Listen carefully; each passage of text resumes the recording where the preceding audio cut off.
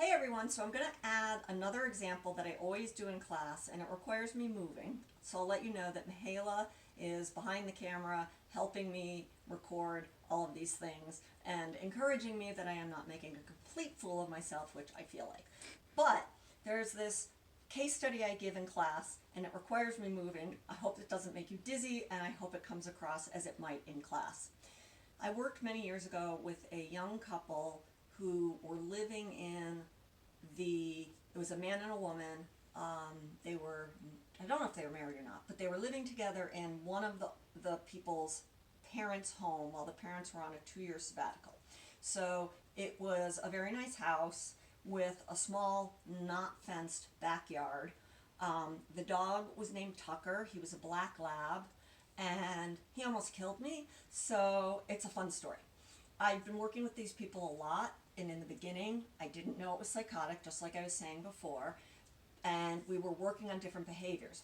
But the main reason they called me, or the first reason they called me, was they had worked with several trainers. Tucker had severe resource guarding over his food bowl.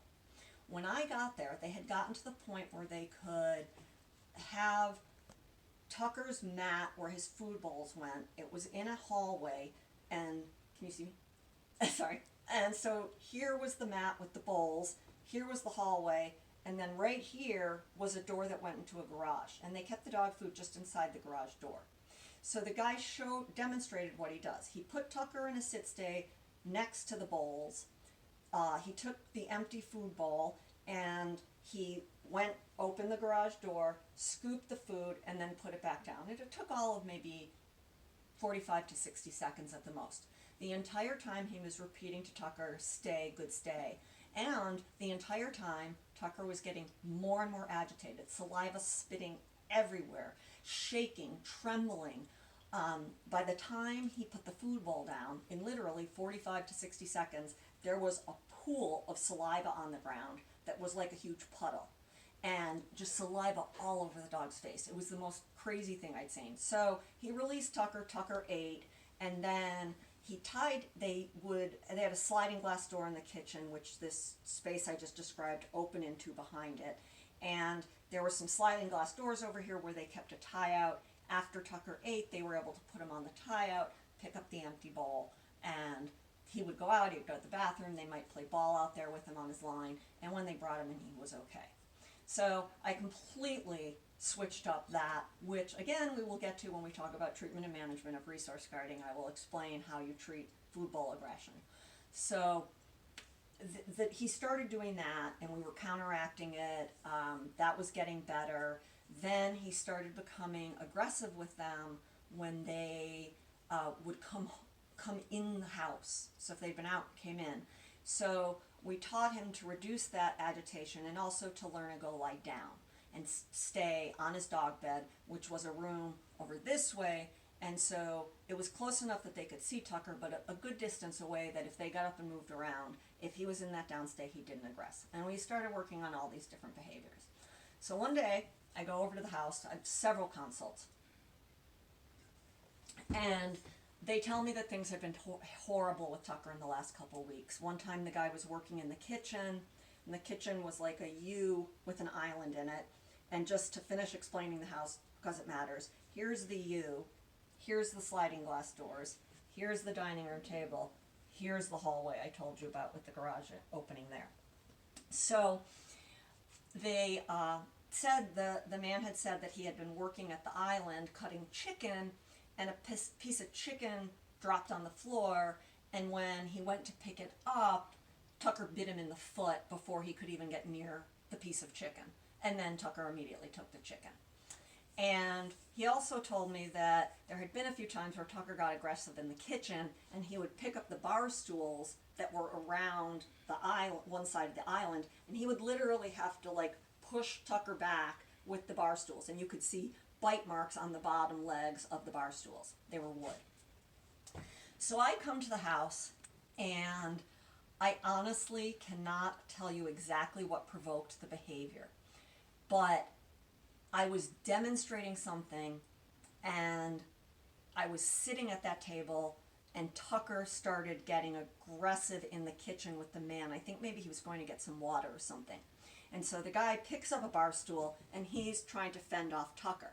And then Tucker starts coming towards me. So before he got to me, I picked up a bar stool and I was fending him off. So I'm on one side of the island, the guy's on the other side of the island, and we keep doing this dance to prevent Tucker from biting us, while the woman is sitting at the table.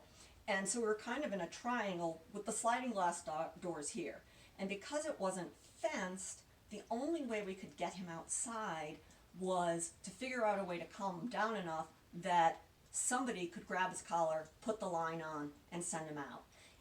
Tucker loved tennis balls. We were bouncing tennis balls. We were trying to throw him food. Nothing was working. It was the most hysterical thing.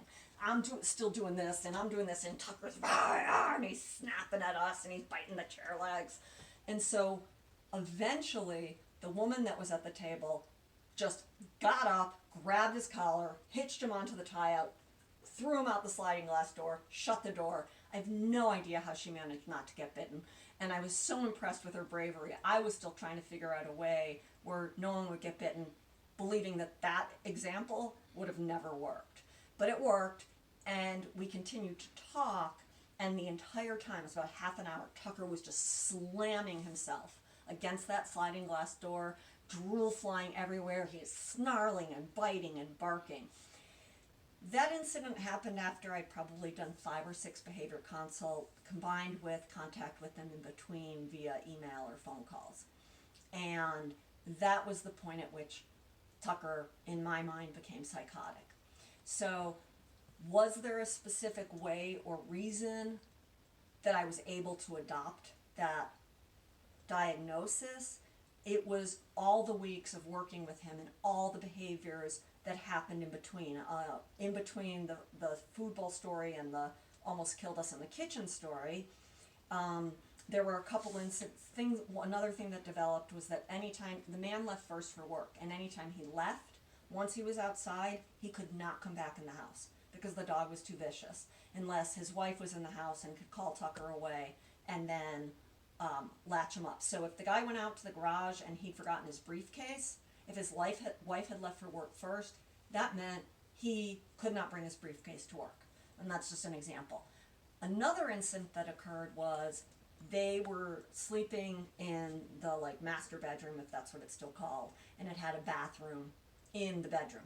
And one day the man had left for work, and the woman went into the bathroom to use it, and this was in the morning before work, and she had not brought her cell phone in with her because there was no reason to, and Tucker didn't let her out of the bathroom for over 3 hours until she managed to, through the door, to calm him down enough till she could come out. And those were incidents that already were making me lean towards this dog is becoming or is psychotic. Like I said, the final incident being the kitchen incident where we all realized that there was no way that this dog was ever going to be safe. So a horrible story, but a true story yet the same. And I do want to answer, this person had one other question. She asks, is there conflicting evidence or is it more an unwillingness to accept it? And we're still speaking about psychosis.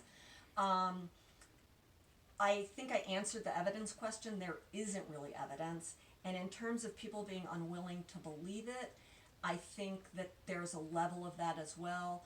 If you remember when you read about OCD, there are people that believe that dogs can't have obsessive compulsive disorders because they cannot think obsessively, and some people believe that's true. People like me as a behaviorist, I absolutely have seen with my own eyes that dogs do show obsessive compulsive behaviors.